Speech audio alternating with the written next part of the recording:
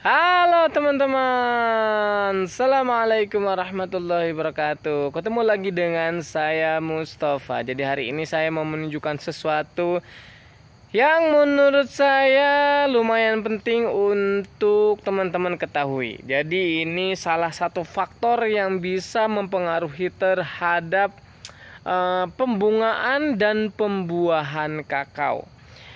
Dimana kakao itu sebenarnya kalau misalnya kita ibaratkan dia seperti gadis cantik yang manja ya. Kenapa saya bilang kayak gitu? Karena kita harus melakukan treatment atau perlakuan tertentu terhadap kakao ini supaya dia berbuah. Nah, cantiknya di mana? Cantiknya karena harganya yang sekarang, apalagi sekarang harganya cukup mahal. Sekarang harganya 1 kilo bisa 140.000 rupiah. Jadi lumayan kalau misalkan sesuai dengan potensinya, misalkan nyampe sampai 2 ton, itu lumayan banget ya.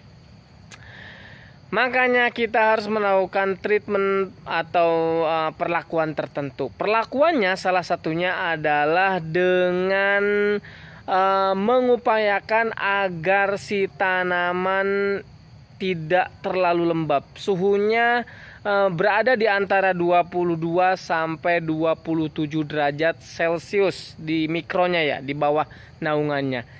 Sehingga kalau misalkan sebenarnya yang paling optimal adalah 25 derajat Celcius. Kalau misalkan 25 derajat Celcius biasanya optimal. Sebenarnya ada ciri-ciri atau ada ciri ya. Ciri maksudnya itu ada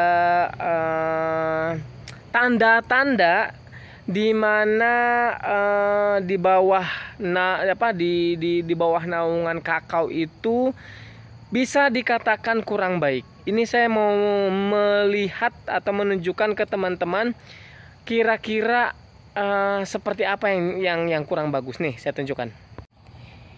Ini dia, saya tunjukkan nih. Kalau misalkan kita lihat batang dari pohon ini tuh penuh dengan lumut ya. Jadi kalau misalkan penuh dengan lumut kayak gini, kemungkinan besar untuk bisa berbunga itu kecil.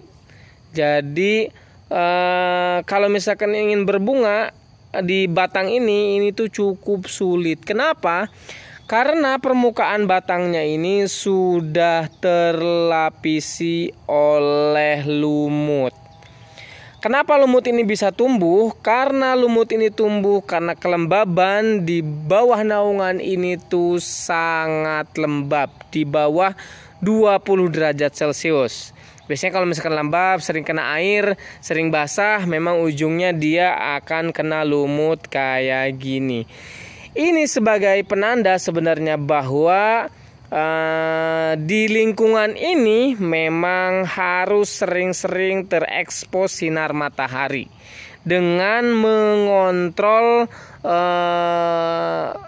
mengontrol intensitas cahaya matahari supaya tidak melebihi dari 27 derajat Celcius.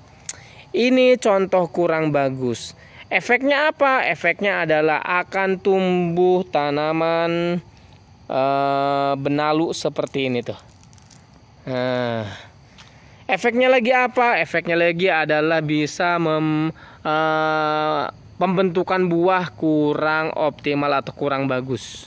Nih, pembentukan buahnya kurang bagus. Nah,